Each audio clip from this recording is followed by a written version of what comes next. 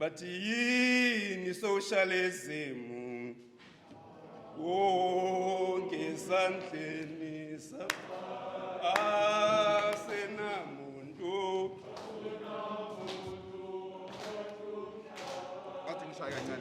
Yini socialism?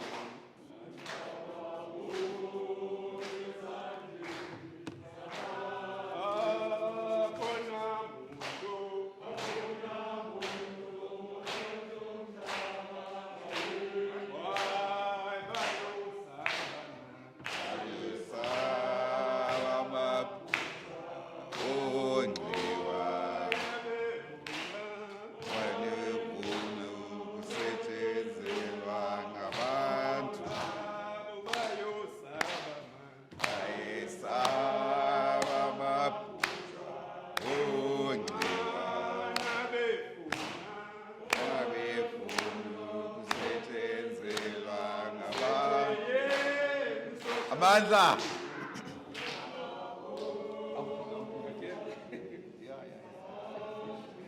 Thank you very much. Amandla. Viva SACP, viva.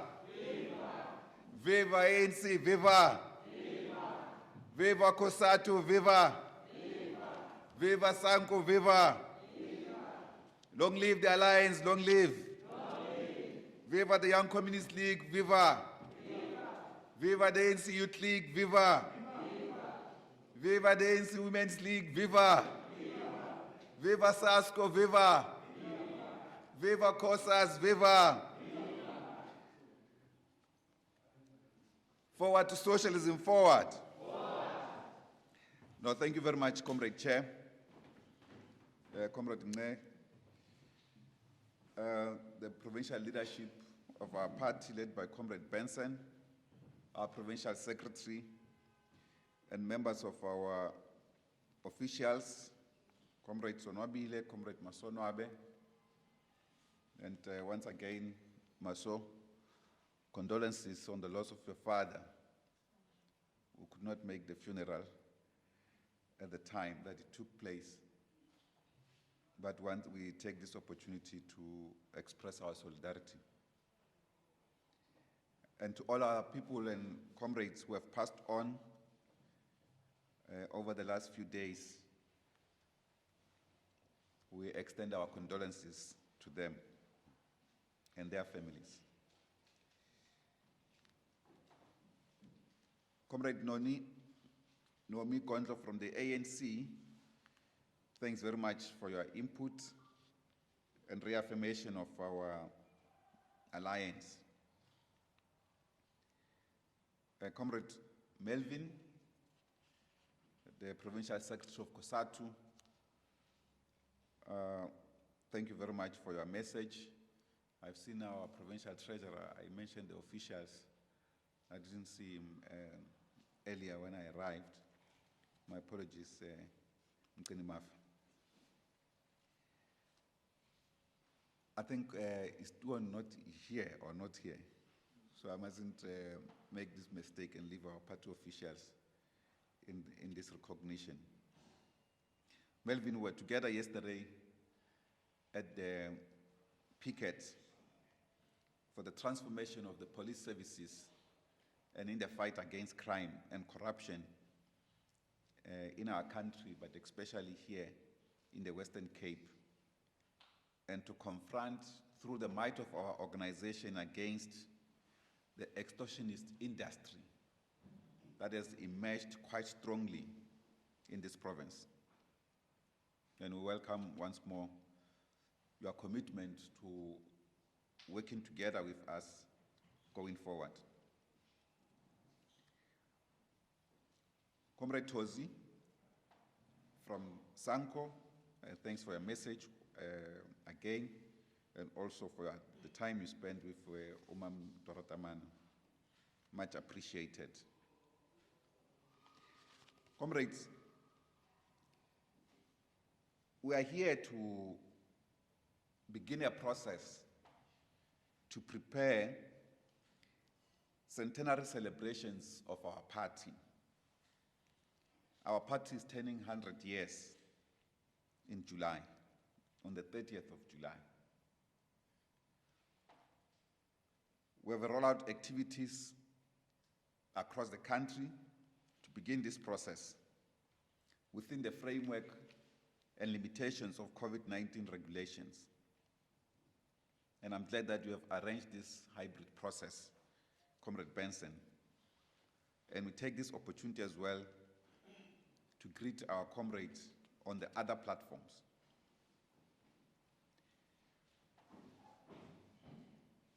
From the 4th of July,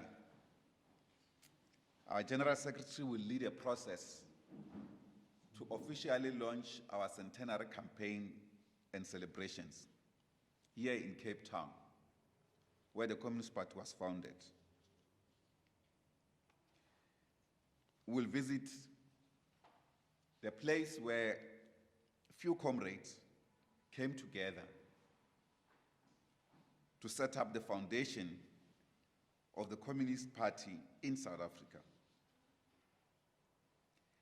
Having consolidated at the time a number of other organizations. For instance, the International Socialist League of 1915, which was at the time the largest component of communist formations in the country, which was, of course, succeeded the War on War League, which was an anti-fascist, anti-imperialist formations of communists. And therefore, with the success, particularly of the Great October Revolution in Russia in 1917, called all communists in different countries to unite and to come together, and every country to have a representative organization of the communist movement. That's how these formations came together and established the Communist Party of South Africa in July 1921.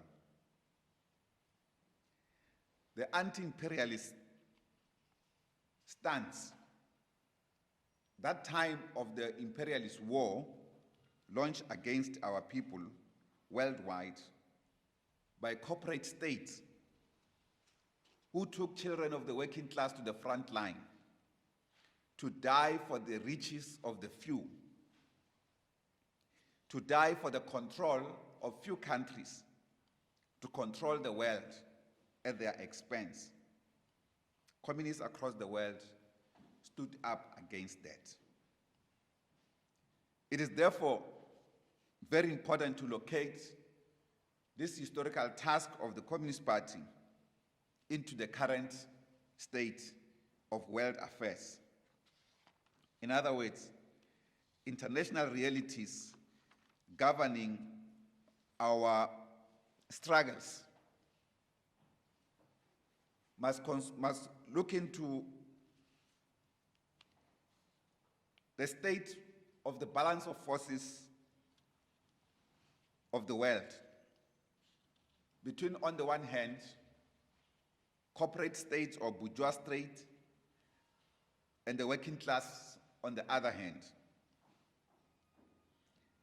To look into the strength of the working class and how the working class exercises political power when it has political power. To look into instruments that continues to give the capitalist world, in particular, headed by the US and its NATO group, why they continue to dominate and coerce the world towards their ideals. Even when doing so, it's against the fundamental notion of liberty and democracy. To appreciate why these so-called first world countries warred amongst themselves and only for themselves the nuclear weapons, and they call every other country and institution to dismantle theirs.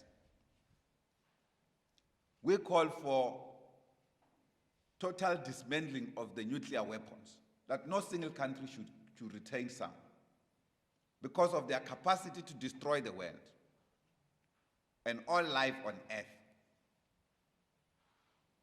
But they want to retain theirs only for strategic dominance of the world. It is this basis that the Communist Party is born, and its struggles continues to be relevant today. But not only that, these are broad strategic tasks and problems of the world. But there are immediate problems facing the working class in every country that are fully related to this worldwide domination by capitalist forces. In particular, the corporate states, like the US government, that has entirely mobbed itself into a symbol of a corporate state. It represents the interest of capital rather than the interest of the people. Our message today, in the context of highlighting the strategic role of Dora Tamana and women communists of a generation, points us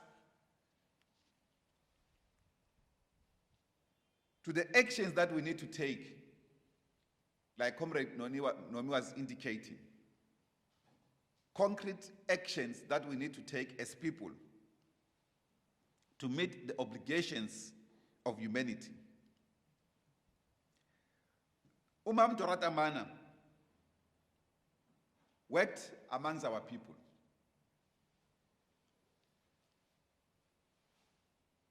And was a trained communist.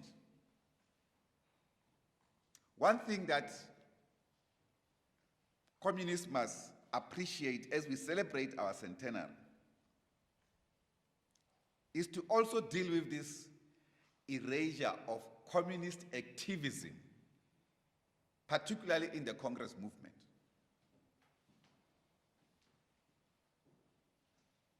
If you go to many platforms in the entire movement, when people like Dora Tamana are celebrated, they can only say she was a member of the Communist Party, and they end it there. So whilst I agree with this notion of particularly the erasure of women activists,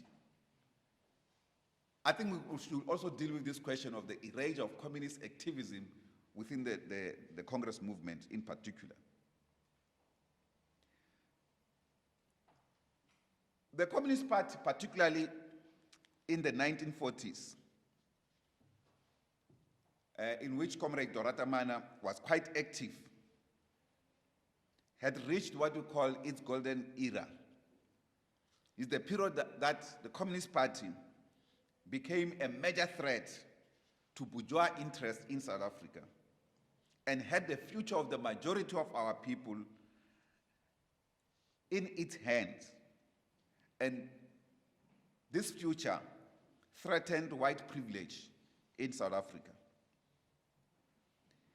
This reality of the strength of the Communist Party forced the Nationalist Party to ban us soon after coming into power in 1948 and introduce the draconian legislation of the Suppression of Communism Act that banned not only the Communist Party, but communism itself in South Africa.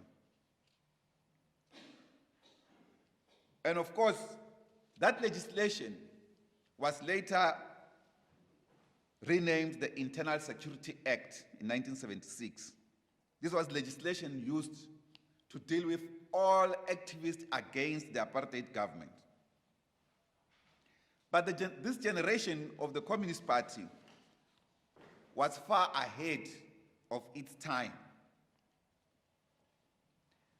And it will be incorrect in our posture, because we have also said we are locating Comrade Dora Tamana amongst a group of heroines of the communist movement. One of the closest collaborators was Hilda Bernstein, who was among the first party members to be elected together with Rika at the City Council of Johannesburg in the early 1940s. Herself and Dora Tamana conceptualized the idea for the formation of a nationwide organization of women along non-racial lines. Of course, this is how FEDSAW was ultimately born, Federation of South African Women. But Hilda Bernstein herself received several banning orders, including against publishing her works.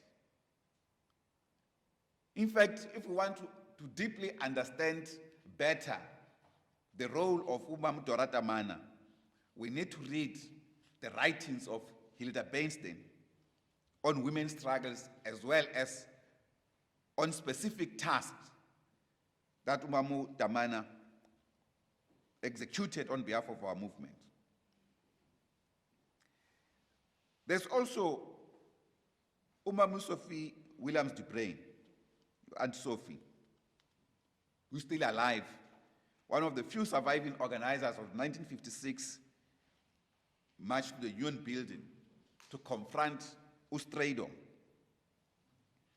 She's one of the surviving leaders. There are several others who participated in that march who are still alive. And some of them have indicated displeasure about how the media covers this. They create an impression that Onglu Mam Sophie remains. Sophie is one of the surviving leaders of the march.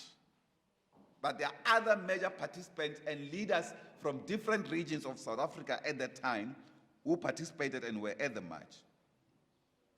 We also have Rika Oxon, who gave us 8 years of selfless service to our revolutionary movement and our struggle to end apartheid and to our struggle for national liberation and socialism.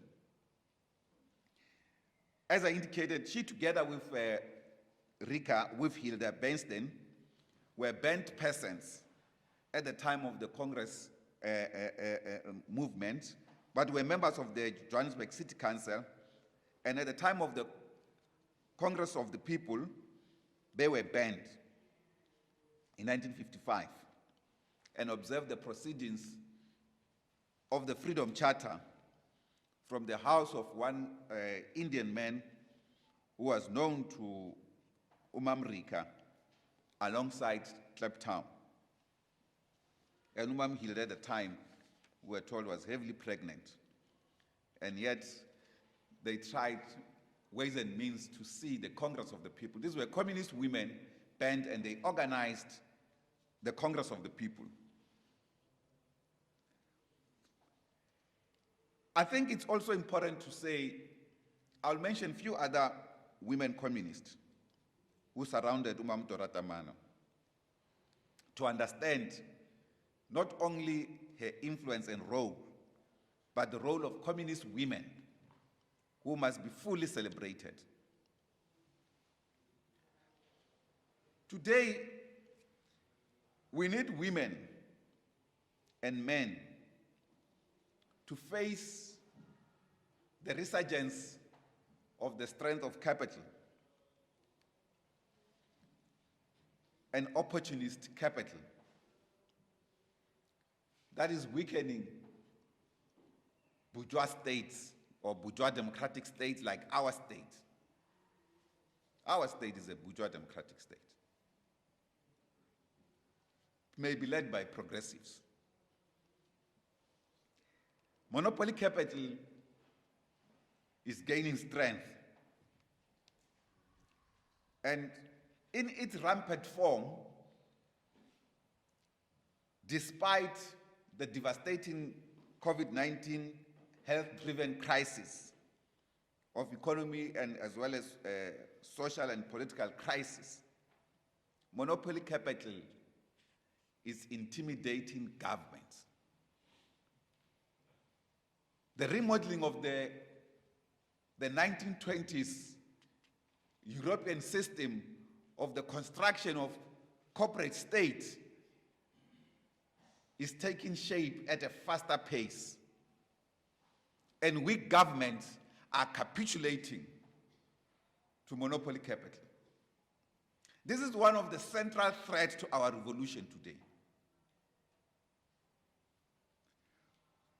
The despondent masses on the one side are beginning to lose faith in democratic government, in democratic discourse, in politicians who are overly embroiled in criminal activities, corruption scandals at various levels. People don't trust politics today. The task of the party is not to make people trust politics. It's to work hard amongst the people such that the people can trust political role players. So we must not go to the people to convince them to trust us. We must work hard for the people to regain their trust on us. One of the first reasons for us to do so, Comrade Benson, is to proceed with this program we started yesterday across the province, to defend the lives of our people on the ground, threatened by criminals, whilst we can stand on this platform, Comrade Nomi, and say we control government. In some instances, one wants to say yes, and in some instances, I want to say no. How is it possible that a democratic government can control government and the criminals extort spaza shops and saloon owners, barber shop owners here in Gugulethu and Khayelitsha on a daily basis? Make people pay them protection fees. And in other parts of the country, and we say we've got a democratic state. A democratic state must be able to deal with criminal elements decisively. We had a meeting yesterday afternoon with the station commander of Langa police station after our picket at the provincial office of the police in the Western Cape. And we're listening to the work that the police are trying to do and the difficulties that they are coming through with.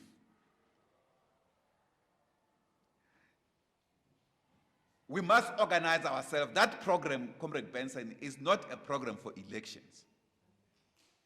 It's a program to get rid of criminals in our communities, to deal with corruption decisively in our communities.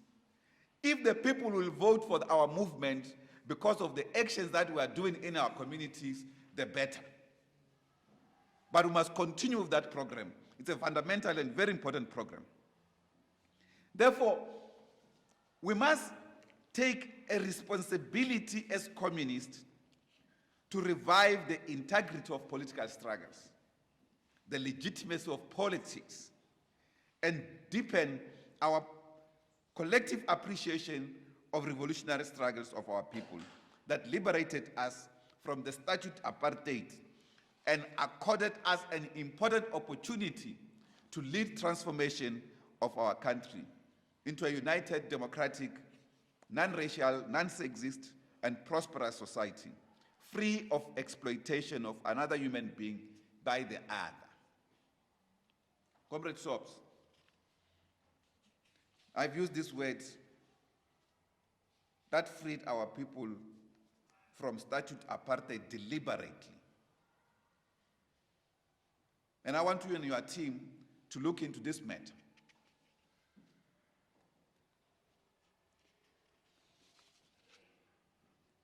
Again, comrades, the 1940s, Dora Tamana joined the Communist Party in the late 1930s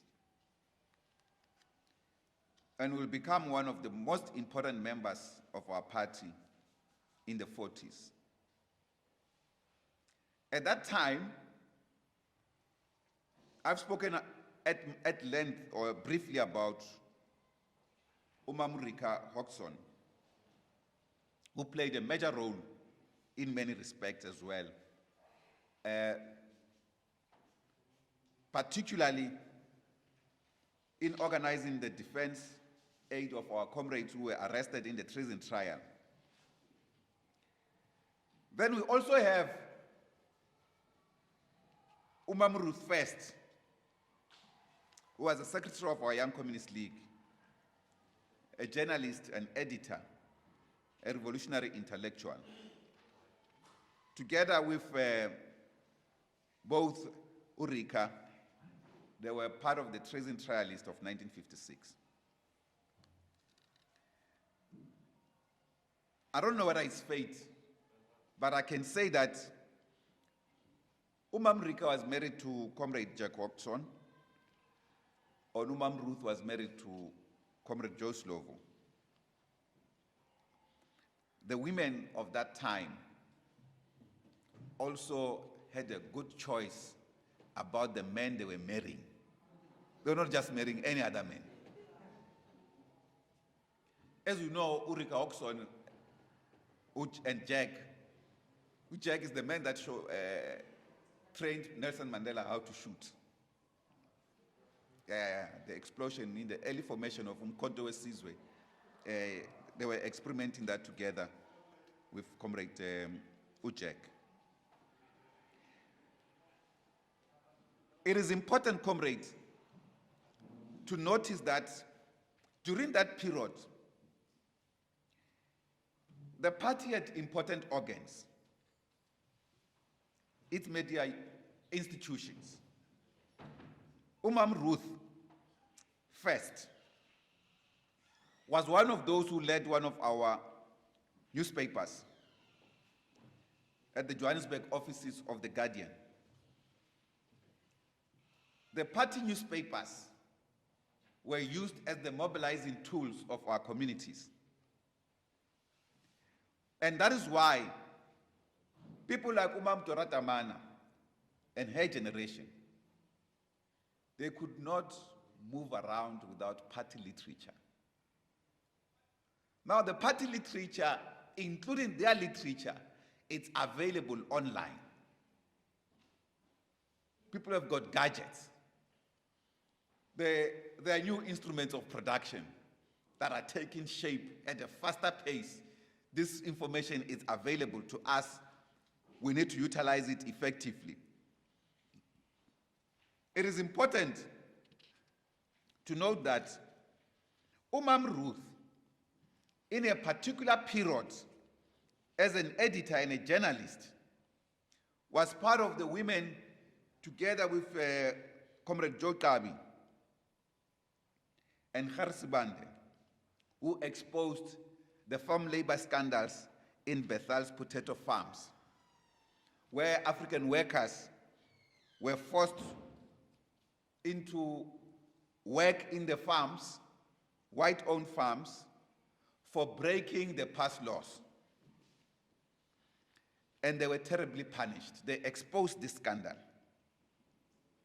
We also know how herself, Comrade Ruth, was brutally murdered in later years in Mozambique on the 17th of August 1982. The explosion bomb, a letter bomb that killed her, in the same building was Comrade Rob Davis and Paulo Jordan. They heard the explosion as it took place. These are people that worked quite closely and effectively nomamu uDora Tamana. Umamu Dora was a product of repression of the colonialist forces against our people. Usis Tozi indicated that she was born in Ngamago in Hlobo, in the former Transkei. She was an epitome of women independence, self-reliance, and collective work.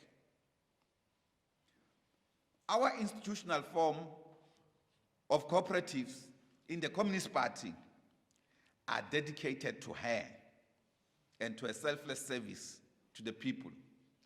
We have established, working together with the Tamana family, the Dora Tamana Cooperative Agency, in recognition of a selfless work in establishing cooperatives as alternative self-reliance form of livelihoods of our people.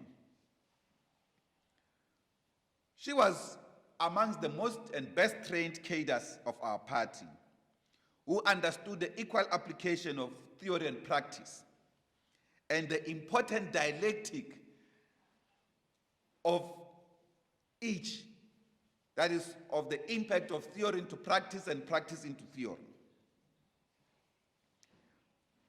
She was regarded as the mother of self-help programs and championed programs that unburdened the weight of women's oppression, that made women felt free by being self-reliant. She, together with a team, attacked sexism and patriarchy in a direct form.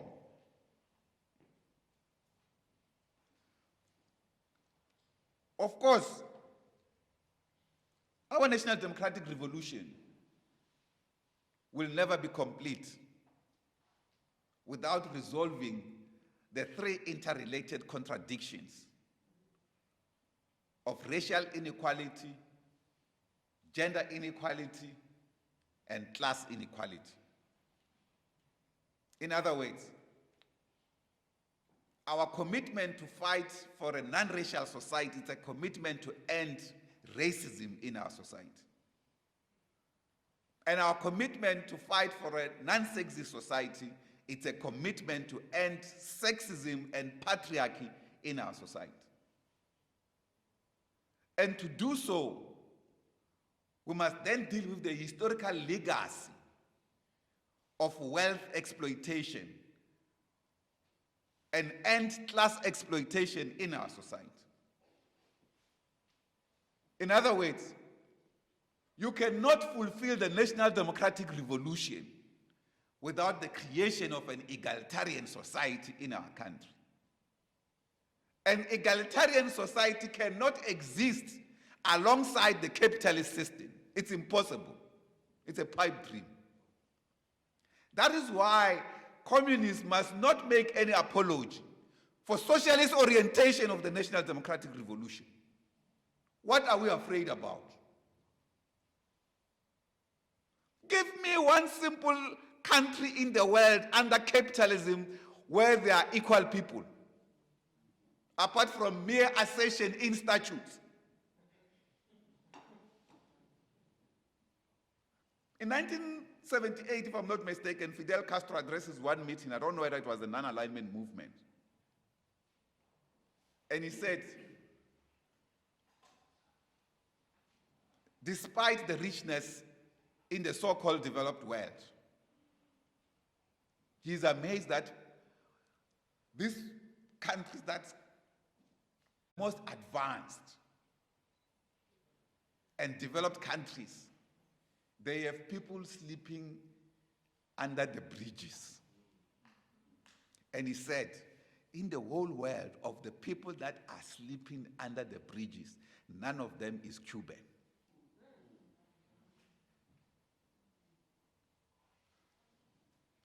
He was asserting the fact that Under socialism, equality is meaningful, it's not merely statutes.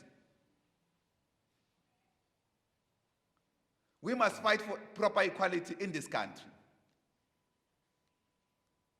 Sharing of our resources amongst all our people is a fundamental task of our revolution. And it is quite clear, comrades, there's no transfer of power that will happen without some form of cohesion.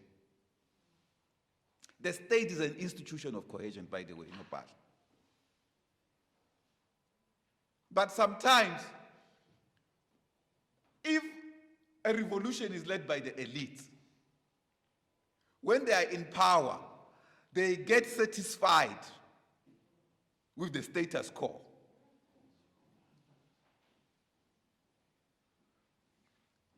Therefore, it is important that we go back to the basics of our revolution.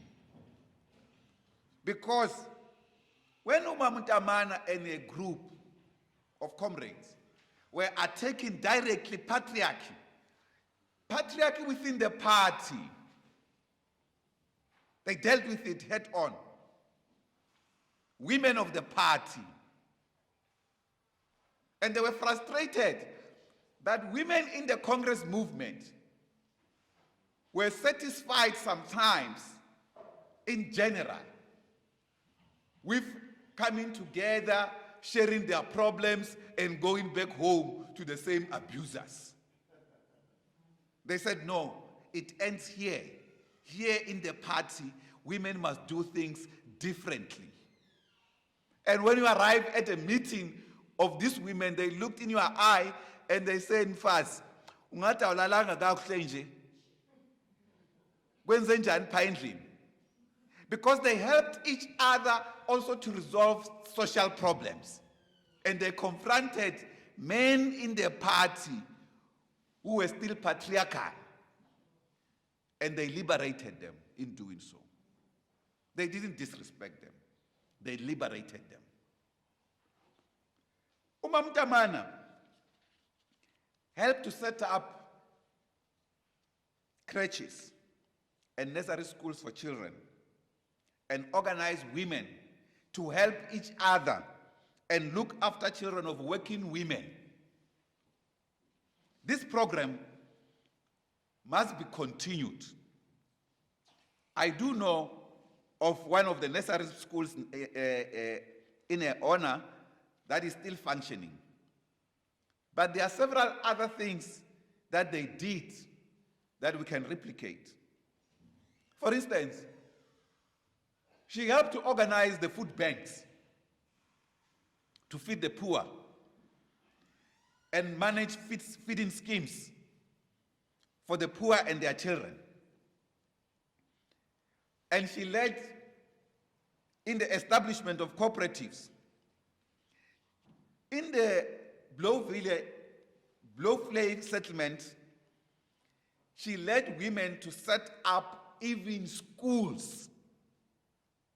The Athlone Committee for Nursery Education, for instance, worked with her to establish schools.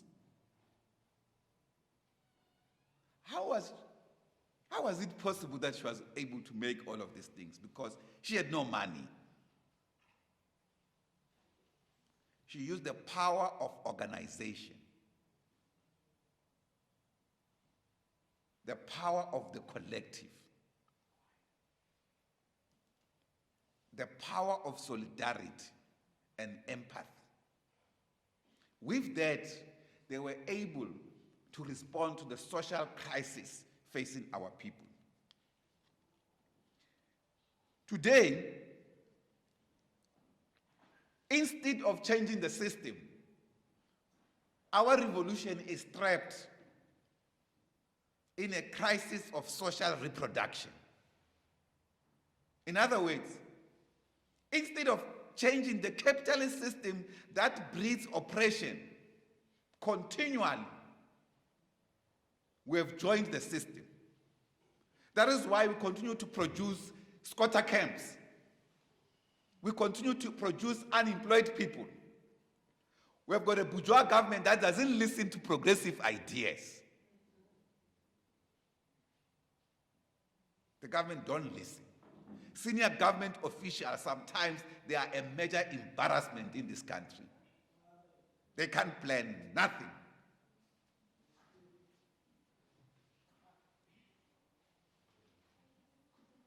Take, for instance,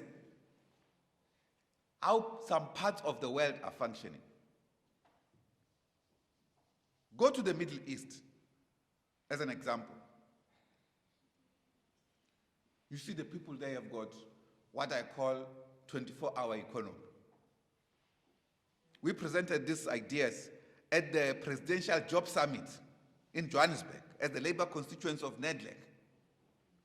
We said, let's go for a 24-hour economy as a country. I don't know where this thing has ended. They don't even want to think about it because they are afraid of capital. We are in charge of the state. Therefore, we are in charge of proclaiming regulations and laws. How do we sit on a higher unemployment rate above 40% and think that this revolution will survive? What is our conception of the revolution? Because the revolution is about people. And if the majority of people are dissatisfied, and particularly those who are holding in them the most important wealth of society, labor, the young people, you are brewing a disaster. We said, let's embark on these things. They don't look into them. Okay, we are the most industrialized economy on the African continent, but we have nothing to show for it. All we do is to assemble the production ideas of Europe. We have capacity, industrially, research-wise. We have top-notch universities. We have scholars who are winning top international awards in science and technology and other fields.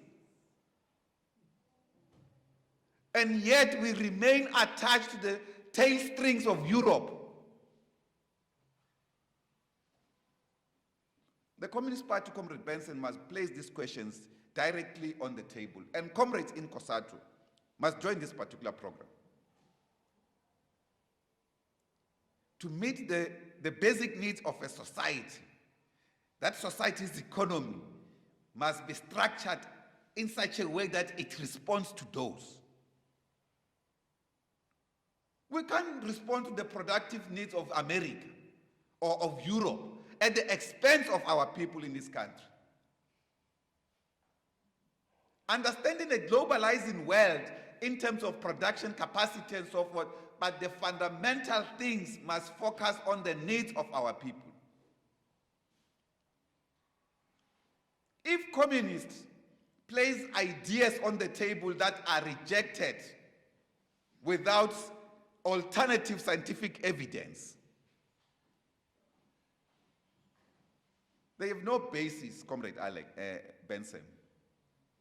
They have no basis whatsoever to be in an alliance relationship. The party must be listened by its allies, or else it has no reason to have allies. That's the bottom line. And this is not bargaining. There are fundamentals that the party must not cross, lest we lose our independence and become irrelevant. We have contributed immensely in our revolution to be treated that our ideas are not considered. Take, for instance, the demise of SAA. I can tell you, comrade, I need anyone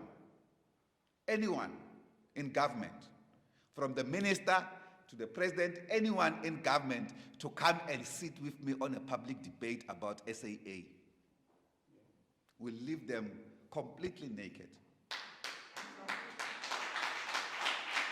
Because we have produced every single available document and placed it on the table for alternatives.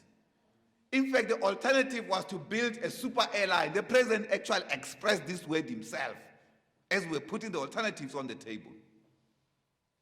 But one day you wake up, SAA is gone. If we are treated that way, comrades, there's no necessity to celebrate our 100 years as an independent party than just a mere appendage of our allies. The SACP must assert its independence within the alliance. Sometimes I feel that we focus too much on the tactical preferences rather than on the strategic preferences. There's too much space, for instance, and too much agreement, sometimes patronizing agreement in the alliance about political agreements, and yet zero economic agreement.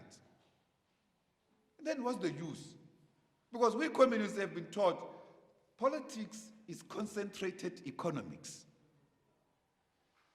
If there's separation of the two, then we can never be communist. Because we'll never understand what causes inequality in the first instance. We'll become like all other bourgeois scholars who think that economy is about aggregates or balancing the books. Important that as is in terms of accountability. But economy, it's about the books, balancing the books, responding to the needs of the people, and accounting why you are spending for the needs of the people. But in this revolution, in our 100-year anniversary, we must pay proper tribute to all our departed communists who worked hard for the liberation that we enjoy today. Dora Tamana, for instance, fundraised for both a charity work and for the party. Together with Rika Oxon, they were the best fundraisers. Rika, as you know, she will then spend almost the rest of her life fundraising for our movement at the International Defense and Aid. With the Athlone Committee of Nursery Education, for instance, Dora established the Maynardville Open Air Theatre in 1950 to fundraise for charity. She was a benevolent woman with a heart of gold. She was the woman for every family. Every family will need a woman like Dora Tamana. She coordinated with the fellow communists and activists like Jean Bernard to set up the healthcare centers in a settlement area because there were no hospitals and clinics. And today, we have a government that thinks that a healthcare center it's going to the moon. I must say, comrade, this sometimes frustrates us about inability to plan. A healthcare center, it's a room. It's a room. It's a room.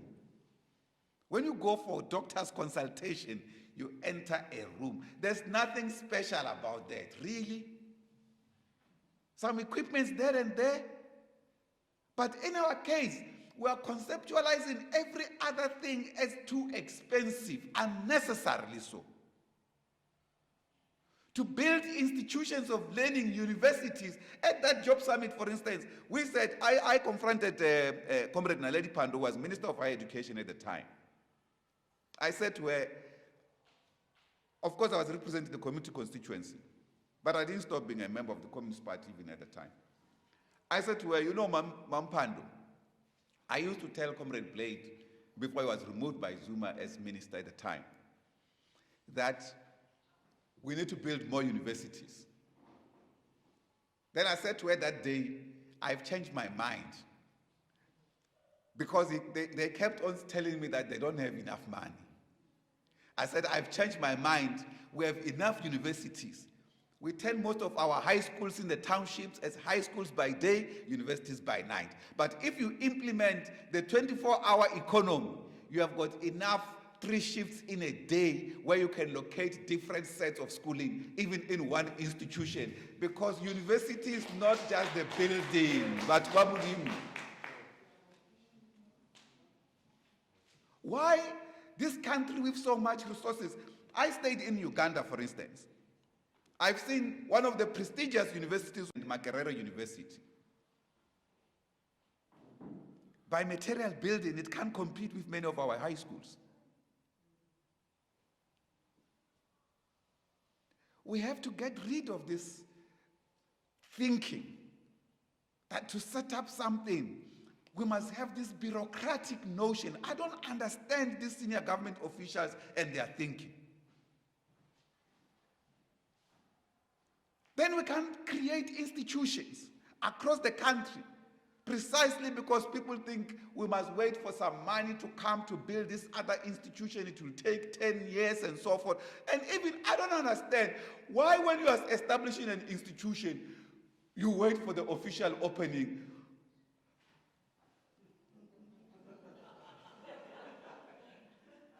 When you set up an institution from a planning point of view, when the first 2 rooms are okay, you put students in there. But you'll be told of many unnecessary things. There's no thinking out of the box. This is worrying. But in other words, all I'm trying to say is that we can create more institutions of higher learning in existing communities, in existing institutions that we have. For instance, if you're in a TVET college, what's the difference between a TVET college and a university administration, for instance, facilities? Because all you simply do is to divide the administration in one center. University this side, TVET this side. Facilities, the same. Lecture halls, the same. What's the problem? The Communist Party must wake up and start doing.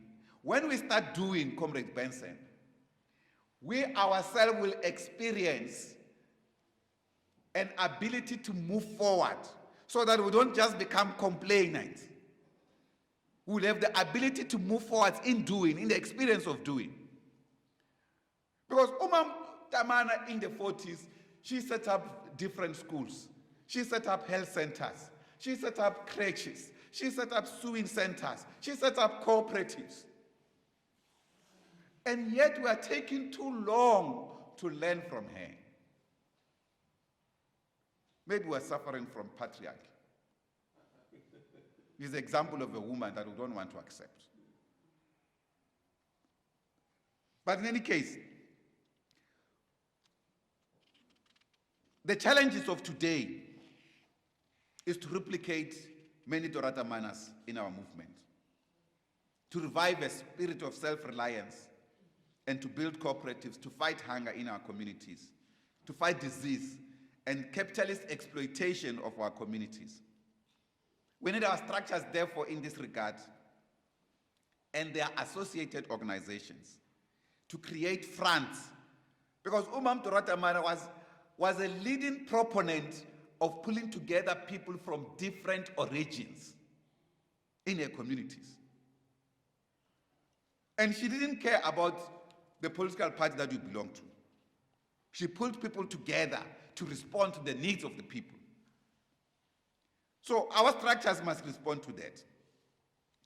We have spoken about many things in the past here.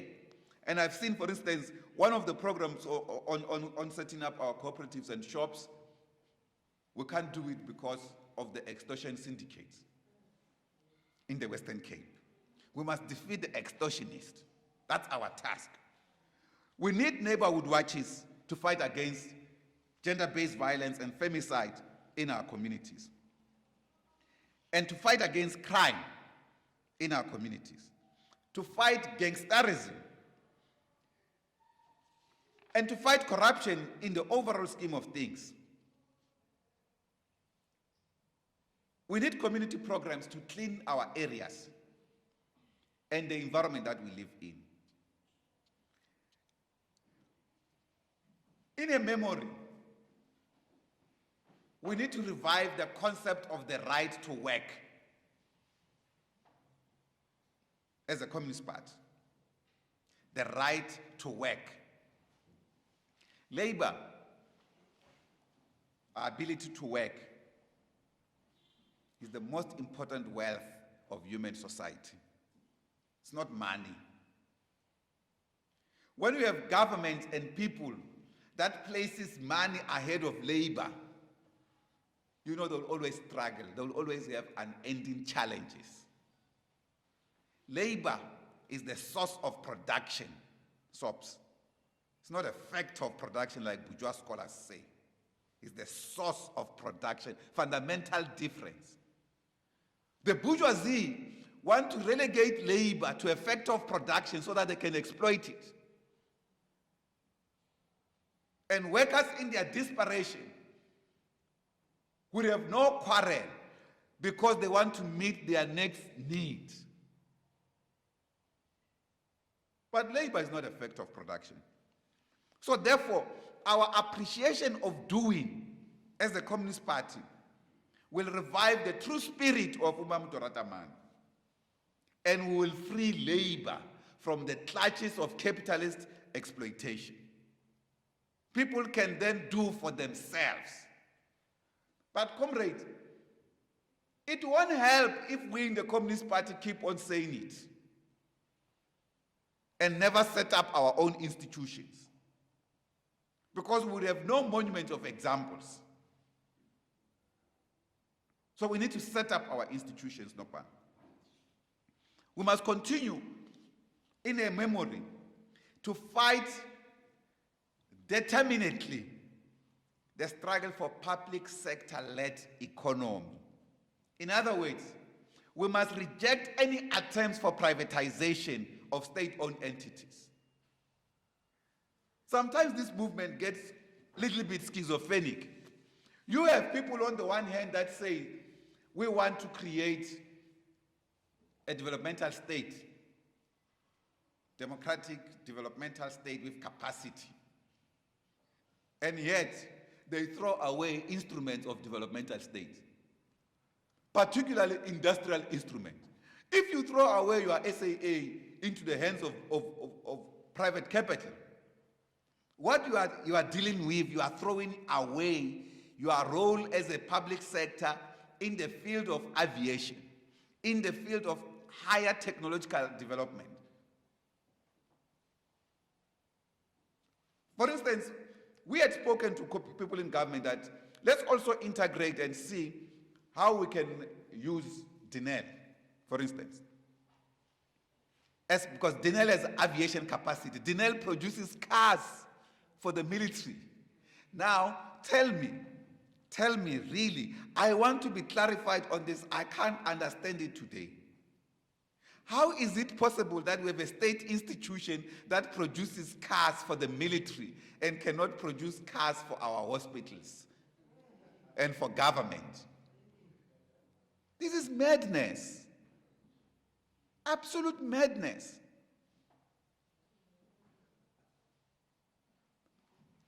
There are many things. They will tell you about, they will lie to you, they will say it's for security reasons. Majority of the cars that they've developed over the last 20, they are no longer relevant for the military. They can be used in the civilian side. All you need is a decree to say this one is now, should be available for the civilian use. We're still stuck in a box. And the institution is facing crisis. It will be next on the table to read it off. And we'll be given reasons One of the reasons will be we don't have money. And this is another thing, by the way, Nopal. And I'm ready for debate on this one. This notion that we don't have money all the time, when it's the public, must come to an end. Our government has proven we can have money. We made guarantees of over 200 billion for private sector companies. Guarantees through our Reserve Bank. And these private sector companies, the top 5 banks, they could not even spend 20 billion of that money. We're having serious challenges in the transformation of the financial sector. The insurance sector, the banking sector can't come to play, and yet they control trillions of monies. All of this must come to an end through direct action from our comrades, in government in particular. But Dora Tamana played a role, like Florence Matomela, and Lilian Nkoi, and Aidam Tuan. But Florence Matomela was one of those party activists that worked together with her, who also epitomized intense activism with ever bounds of human energy that exalted both their friends and enemies alike. And Hilda Beinstein pays tribute to her as well about the energy. This is the woman that, when the apartheid regime was dispersing the Congress of the People, she stood up to sing, to bring the spirit together. She did so much together with Umamu Dora Tamana. Lastly, comrades, let me just highlight 2 pointers that Comrade Mervyn had also spoken to. One is the unit of former combatants of Umkhonto weSizwe. This unity of our cadres is extremely important, particularly at this period of our time. These were revolutionaries who were prepared to die for our people. The SACP participates in this process to unify our cadres as part of our contribution to unify the African National Congress itself. And in unifying the African National Congress, will contribute to the unity of our movement as a whole. At the same time, this unity of MK combatants in our communities must be taken back also into the state system. We are the only government in the whole world where frontline revolutionaries like our soldiers are not being properly looked after. We need to look after our combatants. So we support that unity process as dictated to by the National Executive Committee. We also call and support the inclusiveness of this process in the ANC towards our local government elections, and that the alliance must work harder to safeguard our revolution in the memory of Dora Tamana and many of their peers, Lilian Nkoi, Masidiwa, and others. We think it's very important, comrades, that as we are facing the final fight against COVID-19, before our people are fully vaccinated, it will be important that communists lead in this regard. All older people above 60 in our midst. I don't know, Comrade Theron, whether you have already vaccinated or you haven't reached that age.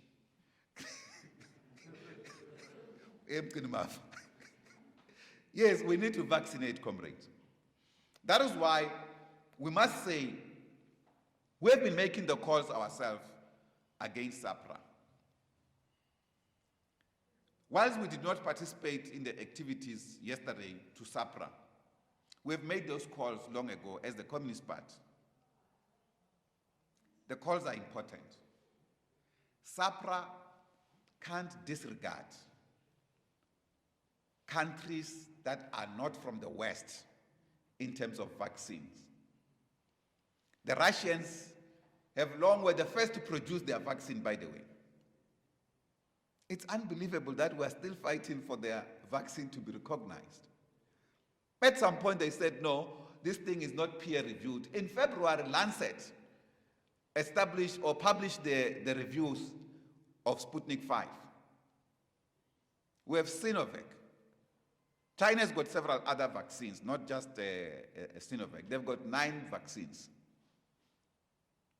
There's no reason why we can't speed up the rollout of vaccines in our country. But finally, we must welcome this intervention to set up the vaccine plant on the African continent, in Senegal, Rwanda, and in South Africa, and call on our government to speed up funding of this institution so that future problems, we can be able to deal with them directly from our own institutions.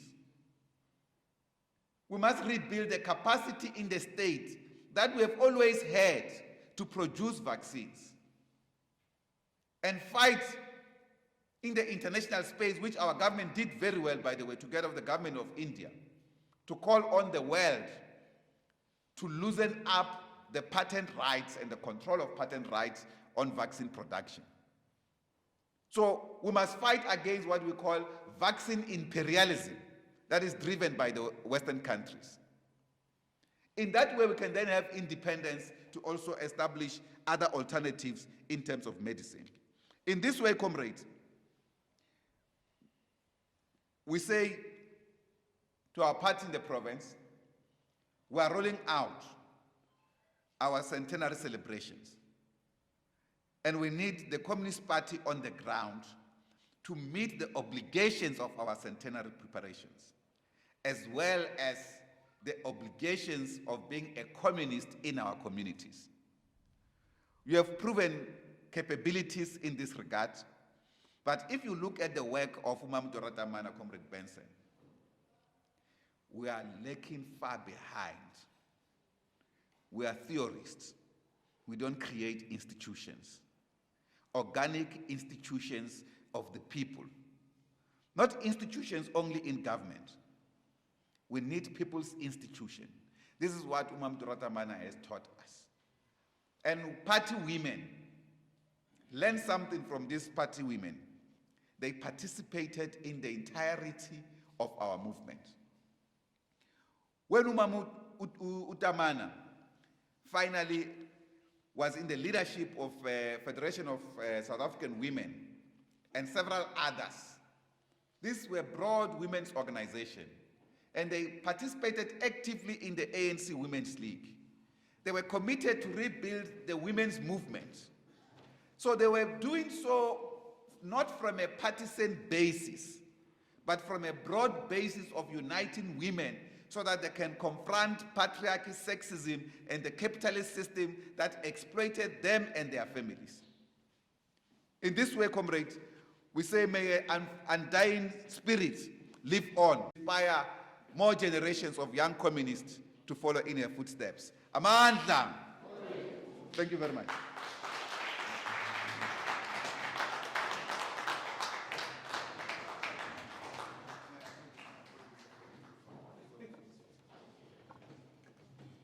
Amandla. Awuwe lo muzi wecapitalism, awuwe. Viva socialism, viva. Viva the South African Communist Party, viva. Comrades, we just come almost to the end of our deliberations today. We won't go for questions and answers. The TGS is always inspirational. You don't need to ask a question. Everything that has been said is clear and straightforward. Teachers, we thank you very much. Thank you for coming to our province. And thank you for always inspiring us as communists. I'm very happy, or maybe more than happy, when you speak and raise this issue of SAA. Because if you recall, I think it was in 1998 when the state go out for the wholesale of privatization, especially things like telecom and other things. And the party stood up against that. I'm not mixing things, but I do know that there were comrades that were not elected in other Congress of the party in the position they had before. Because the party was very firm against privatization. I still remember Mandela, the former president, saying, why is the party ridiculing us in public? Because the party stood up and raised the question of privatization. So, comrade, what is wrong now with SAA? Why are we giving SAA to the hand of the private people? I'm not sure whether Comrade Marvin Khalid is still in here. Listen to this one. Dora Tamana, okay, not Dora Tamana, sorry, himself, understood that we can have a primary school, you can have a secondary school, you can have a TVET college in one building. In the Western Cape, we stay with learners that don't have school at this point in time. What is the challenge with that? Are we still in those cocoons that, no, this is a primary school? By the way, my college education was done in a primary school. When I started doing teaching practice, we'll be a primary school up till 12, then later on it becomes a high school, the same school. No money spent, no money wasted, and so on. But it's all about the mindset. It's all about rewiring ourselves. Comrades, without wasting a lot of time, I can't repeat what the DJS have said. We are going to call up, as I've said, we're not going to have questions and answers, comrade, because of COVID and because of time as well. I'm going to call upon Comrade Jan Kotse. Comrade Jan, comrade, is my twin from another mother. We were born on the same day, on the same month, on the same year. But Diana was born in the morning, and I understand you were born late at night. Comrade Jan, come and give us a vote of thanks. I'm few hours older than you.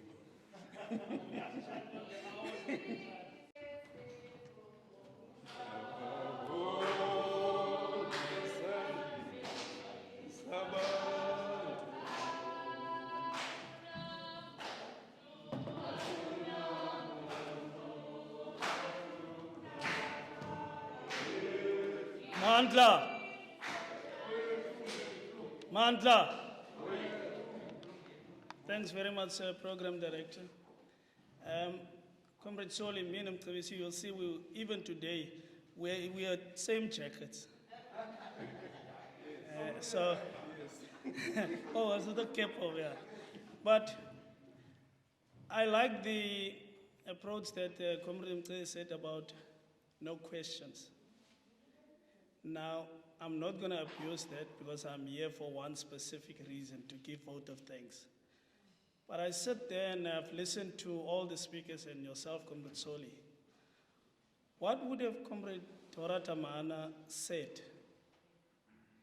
with the current situation in our society, women organizations, the alliance, the general state of affairs of society?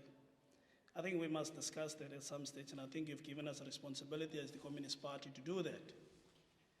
So I want to first start with a vote of thanks, because I'm not going to dwell on other things, is that I want to thank also the participants that have arrived, because you've made the event successful of the Communist Party.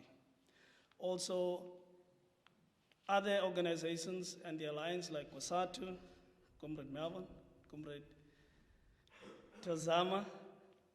I must say this, Comrade Sol, I still have the photo of Comrade Tozama in a bus with us. So when I see it this morning, you remind me of that photo in the bus, traveling to Mafeking. It's good memories, and it's good to see that you still continue the struggle of women in general. COSATU, you've said it, we've listened to Comrade Sol. the ANC, Comrade Nomi, always up to the task. You said it well again today. We've seen on the other day, Comrade Nomi, in another gathering, COSATU have committed to do that in terms of joint political schools. But events of this nature, to the build-up of our 100 years of existence as a Communist Party, is very important, Comrade Melvin, for workers to start develop that consciousness of their relationship with the Communist Party, which is something that COSATU need to look at very seriously in conjunction with the Communist Party. That call was made by our first Deputy Secretary, and we're gonna commit and do that, Comrade Saul. Lastly, this event, comrades, was the first of many to come up to the build-up for our 100 years on the 4th, and the main event on the 4th of July. So I wish you all well going home. It's only fair to acknowledge also the discipline, and we must say thank you for the communist discipline. Because in some gatherings we attend is that people just move in and out, but it also have a particular reason for that is because the type of person Comrade Dora Tamana have portrayed herself, and we should continue to do that. Now, once more, I want to thank you for that, and be safe, continue to wear a mask, social distance, please. Thanks very much, Program Director. Thank you, Comrade Jan. Comrades, as we close our meeting, we need to understand that key to our mission for socialism is the deepening, consolidation, and advancement of the national democratic revolution. And we can only do that if we go out here and go to those PGMs of the ANC as the party this time, not as the ANC, as party members, and make sure that we engage and redirect the line that is taken by the ANC within that context of a disciplined cadre of the party, and within that context of trying to make sure that the ANC understood the way we understand this revolution, that this is not the end, but might be the beginning.